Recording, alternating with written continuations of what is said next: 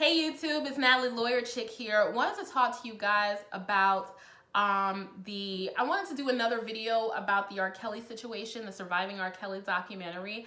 And what I wanted to talk about is why Black girls are susceptible to abuse, and then why no one is protecting them really in our community. Basically, why is it that R. Kelly still has support from Black women in the community, even though his targets are Black girls and Black women?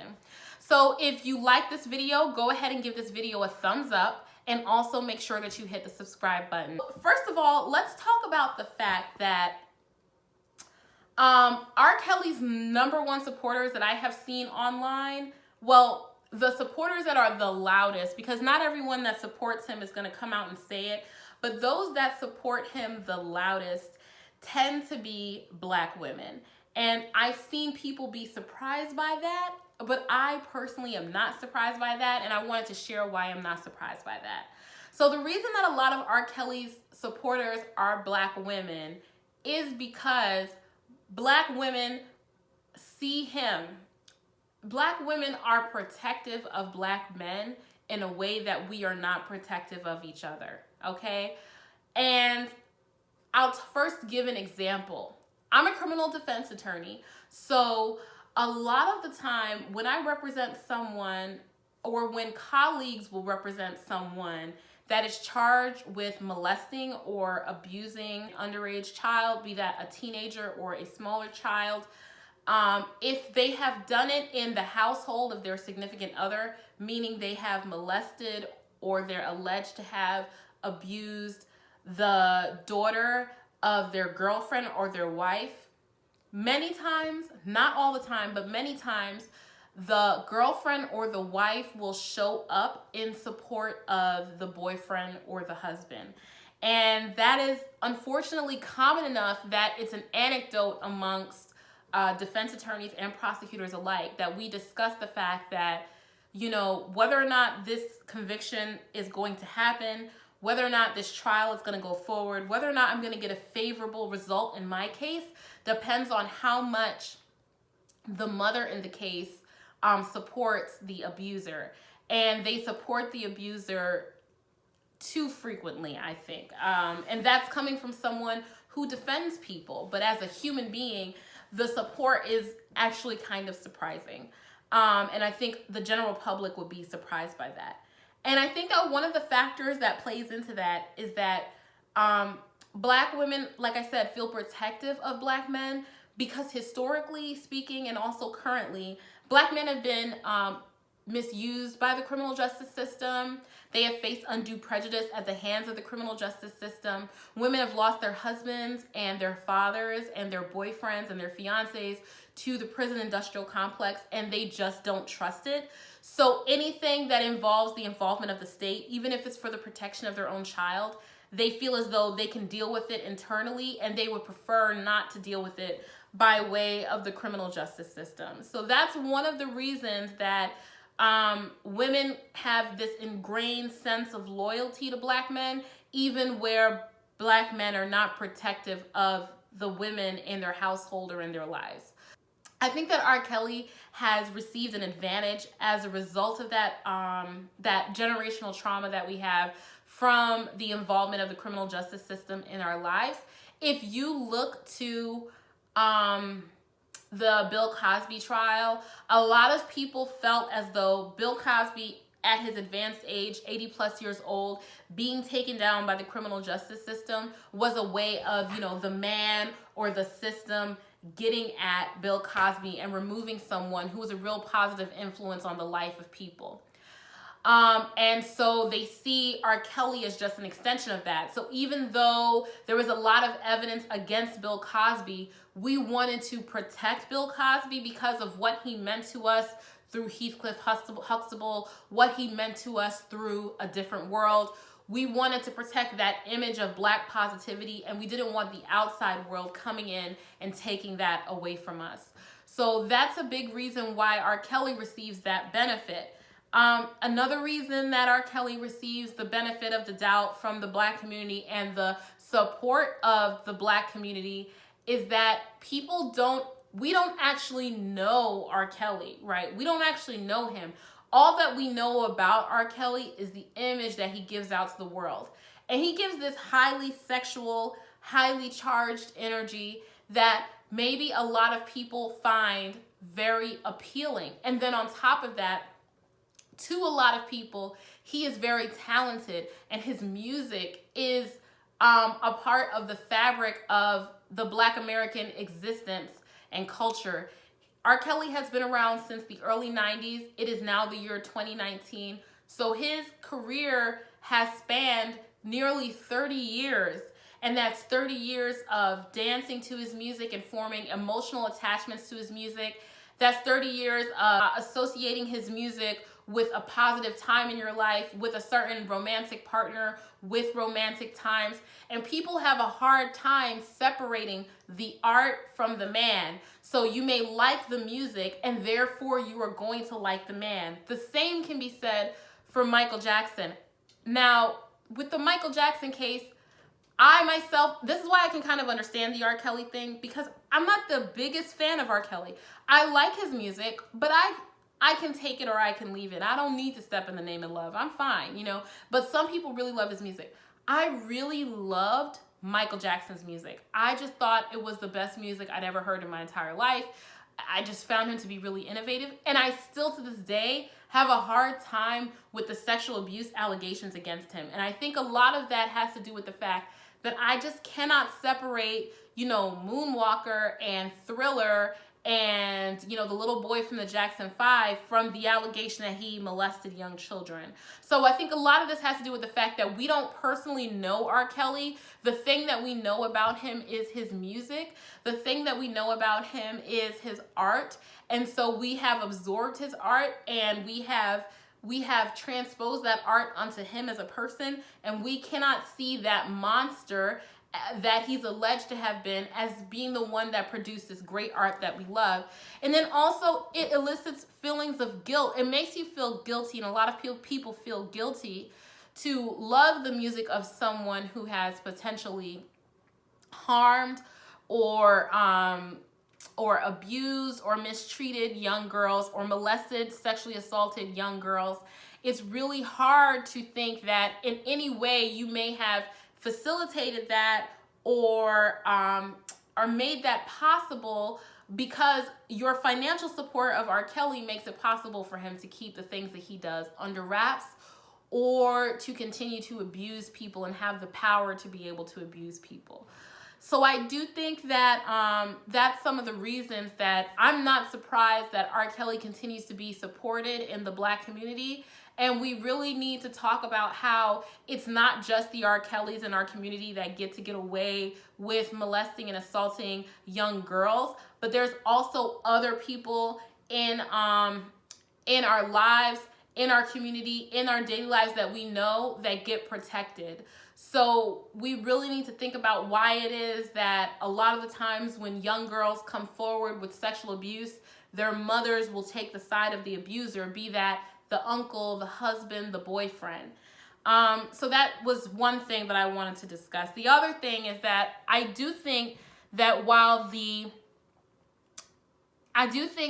people don't want to put the blame on R. Kelly first. I think that people want to put the blame on the parents first, and I think that that's extremely misplaced. So I just want to talk about two young ladies in particular because, well, let's talk about three.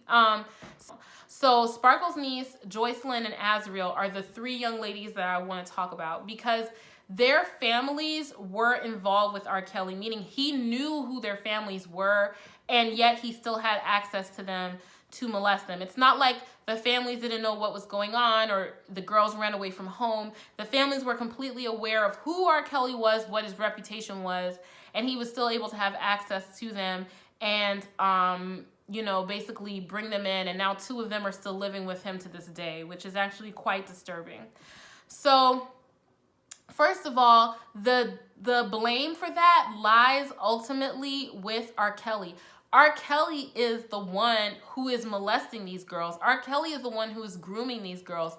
R. Kelly is the one who urinated in this child's mouth, in, Sparkle's niece's mouth, and made a sex tape with her and recorded it. And it was, her life is forever changed now because she's the girl that was in that sex tape.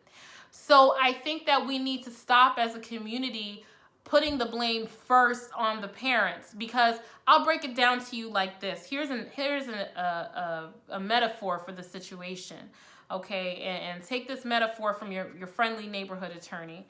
If for some reason I left my front door unlocked, right? And someone came and burglarized my home. They opened the front door, they got in, and they stole all my stuff and they left, right? The judge is not going to say to the person, if they're ever apprehended, okay, I'm going to let you go because she left her door unlocked and she should have been smarter than that. She should have locked her door and protected her things. He's going to say, you're guilty of burglary. It's not even going to be a factor that I left my door unlocked, because I have an expectation of privacy. In the law, I have an expectation of privacy, an expectation of the protection of my thing. There is a default setting where it's expected that you're not going to break into my house and you're not going to take my things. That's a social contract that we have with each other as members of this society. In the same way, there is a social contract. There's an expectation that a man is not going to have sex with a 14-year-old girl, that a 27-year-old man is not going to marry a 15-year-old, that a 27-year-old man is not going to urinate into the mouth, or a 30-something-year-old man is not going to urinate into the mouth of a child. That a near 50, because he just turned 52, so at the time this happened, he was in his 40s, that a near 50-year-old man will not take up house with and have sex with Joycelyn or Azriel, right? That those things would not happen. There's a social contract that a grown man is not supposed to have sex with a child, is not supposed to have sex with a teenager, okay? There's a social contract for that. So the onus or the guilt lies immediately, initially, primarily, solely with R. Kelly. If R. Kelly never molested those girls, they would not be molested, okay? If he never molested those girls, they would not be molested. Let's think about it in another way. If Azriel and Joycelyn's parents, and if Sparkle's niece's parents had taken the appropriate precautions, and I'm going to say right here, they did not take the appropriate precautions. We're going to talk about that. If they had taken the appropriate precautions, then R. Kelly would have molested someone else's daughter.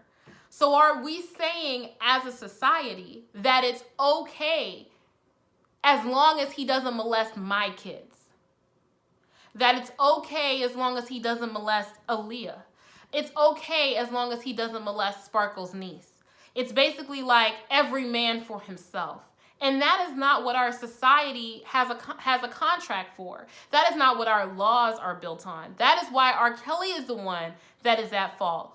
What it really needs to be, and what we only need to accept, is that we will have a zero tolerance policy with those that molest young boys and young girls. We will have a zero tolerance policy with those that abuse our women. We will have a zero tolerance policy with them, and we will always hold them first and foremost to account. Because again, we cannot say that, it's just in his nature. That's just what he does. No. If you want to be a member of this society, right? We're not all sharks, right? It's not like we're sharks, and so it's in our nature to attack, and to kill our young, and to eat anything, and when we smell blood, we just pounce. We are all human beings, right? We're all people. And so what's in our nature is to protect our young. What's in our nature is to perform and to form social structures.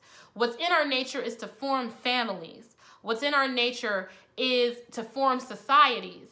And if we have these pariahs living in our societies, they are going to crumble the foundation of our societies. Because what R. Kelly is doing is R. Kelly had abuse visited upon him, and then he in turn visited abuse upon others so that those others could go forward and visit abuse upon more people. What we have to say is that it's not, this is just how he is. He's sick, And so we have to just keep people away from him. No, no, no. We have to keep him away from the people. We have to remove him from our society so that he cannot continue to abuse our society. We have to take him away from our young girls. Okay? And once we start doing that and removing him and removing people like him, that is when our community can really form the healing process. So are the children's parents and families, did they make mistakes, and did those mistakes make their particular children vulnerable? Yes, but ultimately, we don't want it so that a mistake means that a girl's entire life is ruined. As long as someone knows who she was originally, she'll have to hide from her past. Let's give our children past that they do not have to hide from. Once we give our children a past that they don't have to hide from, that they don't have to recover from, then we are going to be advancing as a society. A lot of the problems that we have today are because we are allowing traumas to happen and then telling people that they have to get over those traumas, okay? So here is where R. Kelly's victims, how they were vulnerable, right? The way that they were vulnerable is that their parents were seeking a better life through their children, okay? And that has a larger socioeconomic issue behind it. Children whose parents do not seek to have a financial income based on their child's talent, those children are going to be less susceptible to being around child sexual predators because they won't be left alone with them. Really, sometimes these parents' better judgment is overridden by the fact that they want their children to either be beauty queens, to be singers, to be dancers, to be actors. They want their children to be athletes. And so because they want that advancement for their children in a field that is based on talent and that usually are not appropriately regulated, then they leave their children susceptible to the people that go into those professions in order to have a bevy of young girls and young children at their disposal. So R. Kelly is selective in the victims that he picks. That's why I said if it wasn't Joycelyn and if it wasn't Azriel and if it wasn't Sparkle's niece, it would be somebody else, because there is always a pipeline of young girls and young boys who are trying to obtain success, right? And whose parents are trying to get them to be successful, that will be at the beck and call of men like R. Kelly. Does a teenage girl need to be a singer, a world-renowned singer? Can she finish high school as a normal high schooler, do talent shows, and get to college and then determine that she as an adult who can understand what's going on and has formed some healthy self-esteem can go and then do those things? Do you have the time to be able to go with your child to auditions, to be able to go with your child to studio sessions, or do you have to entrust your child to someone who has just assured you that they will look after your child? And a lot of times that's what it is. They've entrusted their children to someone who's made an assurance. You can't trust the assurance of people that are not the parents of your children. You just cannot, because people do have ulterior motives out there. Aaliyah was entrusted to her uncle. Sparkle's niece was entrusted to her aunt.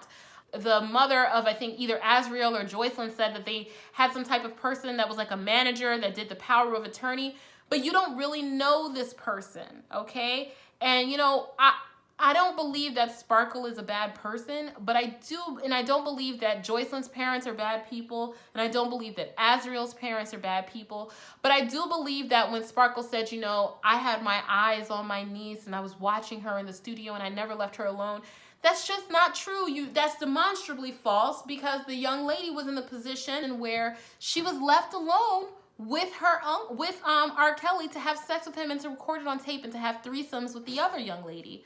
So we know for a fact that these kids cannot be monitored at all times if they're left alone. I was on the track team, as a teenage girl in high school, and I remember that, meets had to be in the city of New York. There was no sleeping away. There was no going to meets out of town. None of that, because we weren't going to be spending the night over at anyone's house or in any hotel room. We weren't going to be unattended. That was never going to be the case, because child molesters are out there. And they know, molesters know that parents have to work a 9 to 5. Sometimes they have to work double shifts. Sometimes they have to work overnight. And they really want what's best for their kids. And so if they want their child to have an opportunity, what they'll do is they don't just groom the child, they groom the parents. And that's what happened with Azriel and Joycelyn's parents. They were groomed to be made to feel as though those kids would be safe, and clearly they weren't. There's no reason that a teenage 15-year-old girl should be alone in a hotel room with R. Kelly auditioning without the parents' consent. No adult man should want to be with a child without their parents' consent, without the parents present. The fact that he would even want to do that with those allegations over his head is just bizarre to me. So there's, again, just to wrap this entire thing up, you know, we as a community have to recognize that, first of all, R. Kelly is always going to have Black female supporters because Black women have been conditioned to protect Black men, sometimes to the detriment of Black women. And again, sometimes that protection is deserved, you know, because Black men are unfairly targeted in our system. We should not be surprised that R. Kelly is protected because people relate with R. Kelly. They associate R. Kelly with the music, and they cannot separate R. Kelly from the music that they enjoy. It makes them feel guilty to separate from the music that they enjoy. We need to understand that before you put the blame on the parents, the blame, so it's first and last with R. Kelly, because R. Kelly is the perpetrator, and we need to remove him from our community, and we need to remove people like R. Kelly from our community. The reason that R. Kelly picks the victims that he picks is because they're vulnerable, because of the decisions that their parents have made in order to make it so that he can have access to them. And they're not giving him access to them because they want their daughters to get molested. A lot of people were saying like, oh, they're selling their daughters to him. They're not selling their daughters to R. Kelly. They don't think, okay, my daughter is gonna be an artist that's gonna be developed by R. Kelly, and then he's gonna molest her, but that's okay because she'll end up being a millionaire. That's really primarily not at the front of their mind. That's not what they're consciously thinking. That's the result of what they're doing, but that's not what they're consciously thinking. What they're consciously thinking is, wow, I love Step in the Name of Love. I love Trapped in the Closet. I love Age Ain't Nothing But a Number, or whatever it is. You know, I love these songs, and I want my daughter to be able to be developed as an artist, and I want her to be as successful as possible, and I want my daughter to be the next Aaliyah. That's what a lot of them are thinking. They want their little girl to be the next Aaliyah. So, okay, fine. This is what he was able to make happen, and I don't believe those allegations anyway. And so I'm going to give him access to my child. And now their child is molested and their child is gone. We need to, first of all, remove these predators from our community. We need to get them out of here, you know? And when you see it happen in your own life, or when you know of the person that this has happened to, encourage the woman in the family. And I hate to put it on us, but it's unfortunate that it needs to be done, to cooperate to get that person out of their life, to get that person on a sex offender registry. Because if he did it to Sparkle's niece, and if he did it to Aaliyah, he's gonna do it to the next girl and the next girl and the next girl. If he did it to your daughter or your niece, he's gonna do it to the next girl. So that's my thoughts on this. This is why R. Kelly is protected in our community.